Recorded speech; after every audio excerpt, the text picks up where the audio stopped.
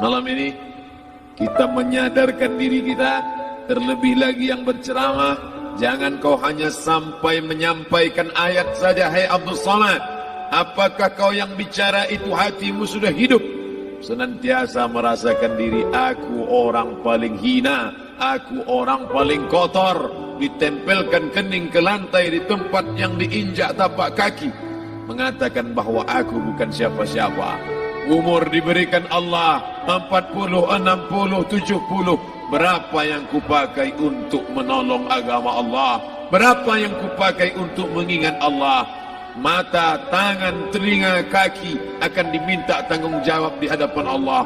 Dulu dibangga-banggakan, dihormati, dimuliakan. Yang kami muliakan Al-Mukarram, Al-Ustaz.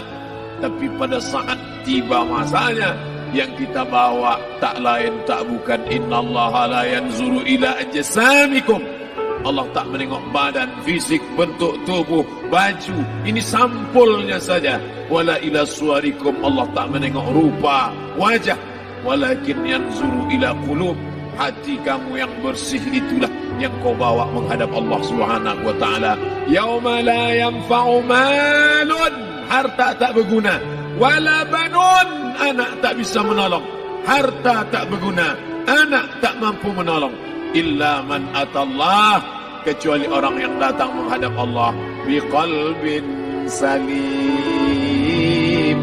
dengan hati yang bersih, hati yang tulus, hati yang memercikkan cahaya iman, hati yang bersih dari hasad, busuk hati, sum'ah, riya, takabbur.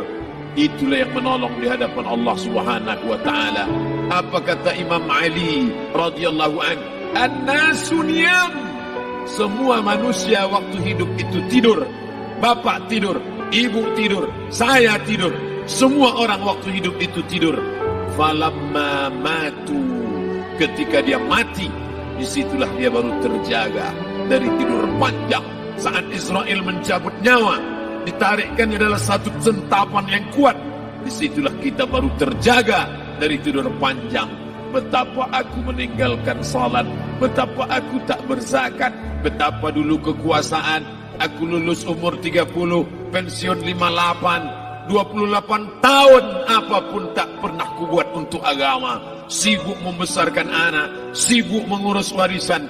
Anak pun tak ingat dengan kita, karena kita lupa menanamkan pendidikan agama di dalam otak kepalanya. Harta yang banyak tak sempat menolong agama Allah.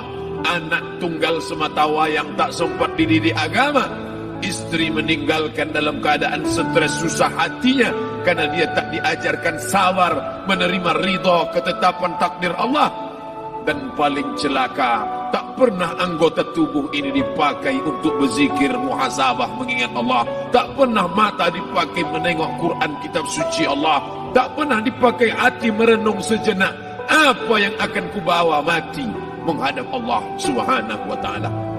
Abdul Samad dari dalam tanah naik ke atas tanah, ceramah,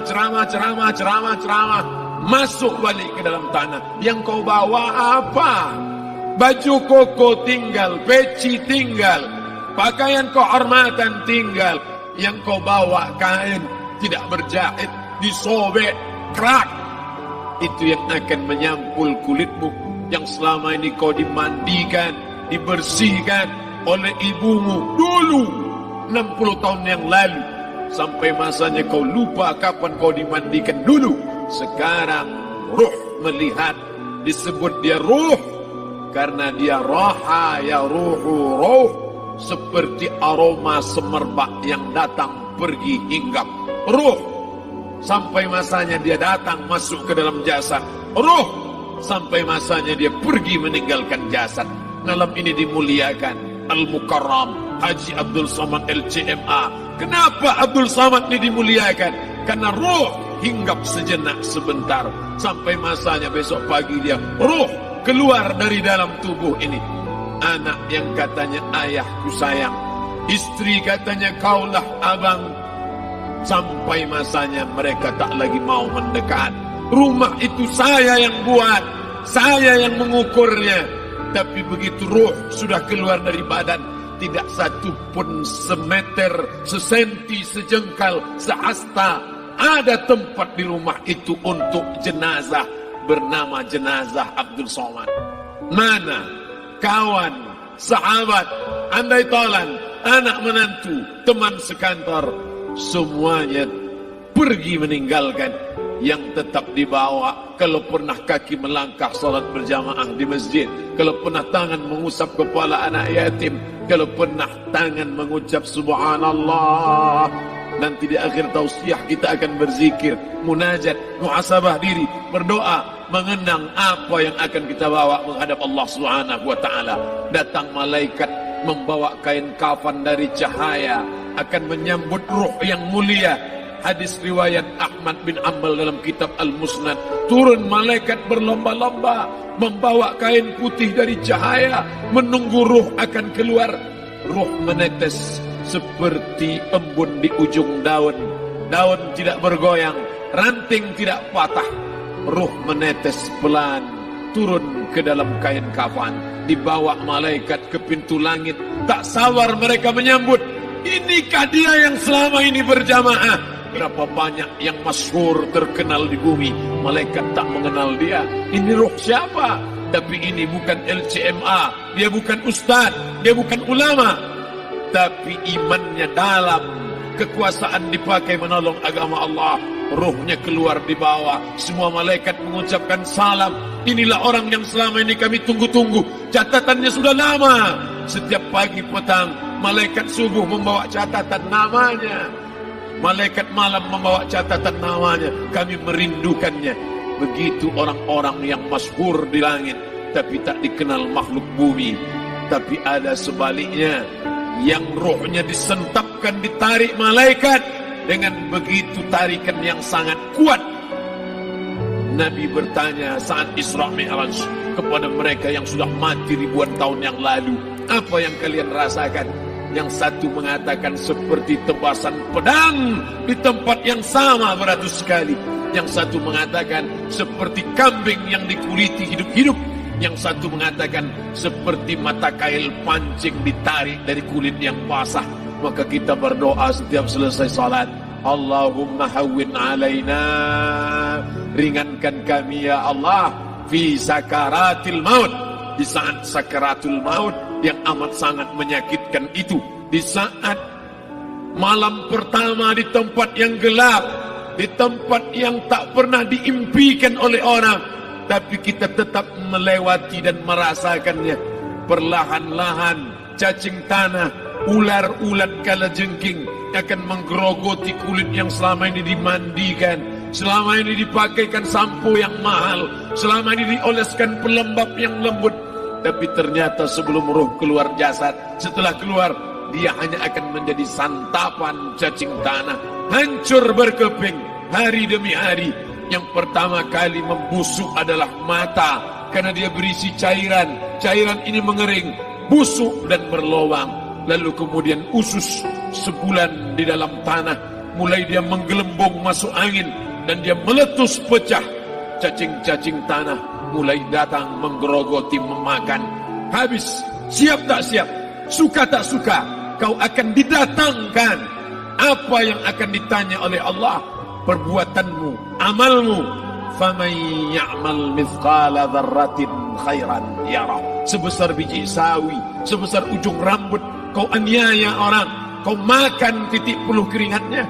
U'tul ajira ajrahu, berikan upah pekerjamu, gaji tukang panenmu, gaji tukang cuci setrikamu. Kau makan, kau tahan 3 bulan, dia tak menuntut, dia senyum, dia hanya mampu mengadu kepada Allah.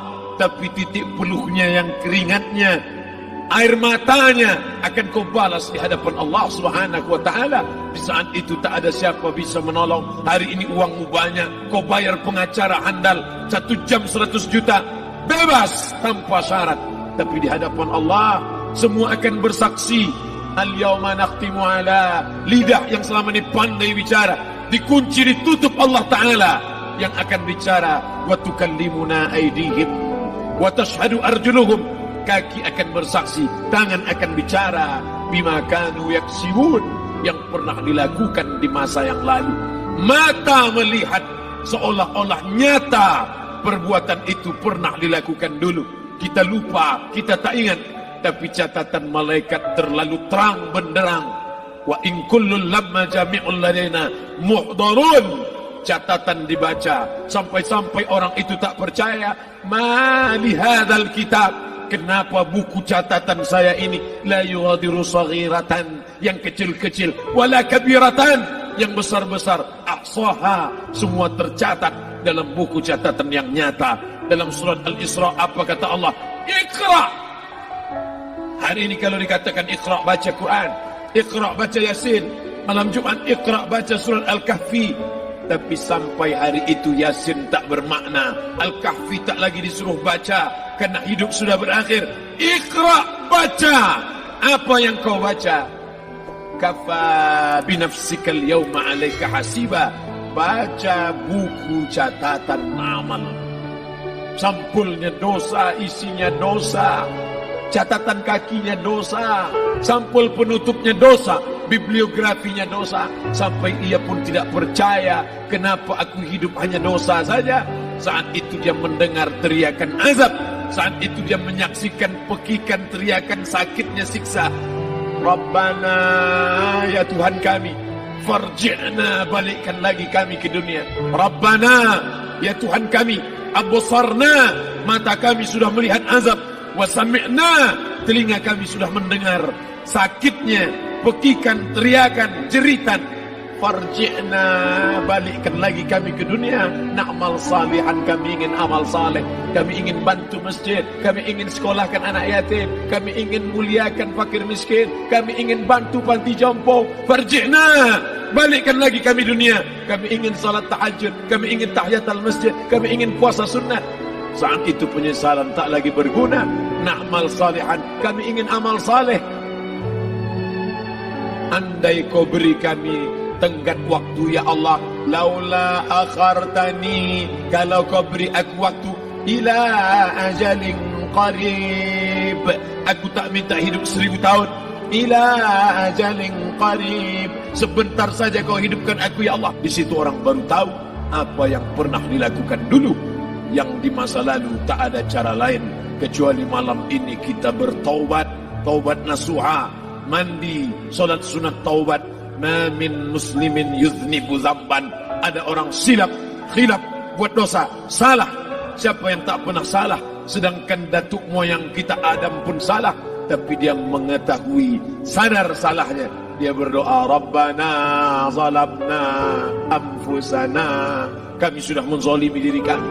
Wa illam taghfir lana, kalau kau tidak mengampuni kami, wa tarhamna, kalau kau tidak merahmati kami, dan akunanna minal khasirin, kami termasuk orang yang rugi, ya Allah. Maka malam ini kita bermunajat kepada Allah, berdoa, mengenang masa lalu, bergelimang dosa, besok tak akan kita ulang. Kita minta ampun kepada Allah Subhanahu wa taala. Astaghfirullahalazim. Astaghfirullahalazim. Astaghfirullahalazim.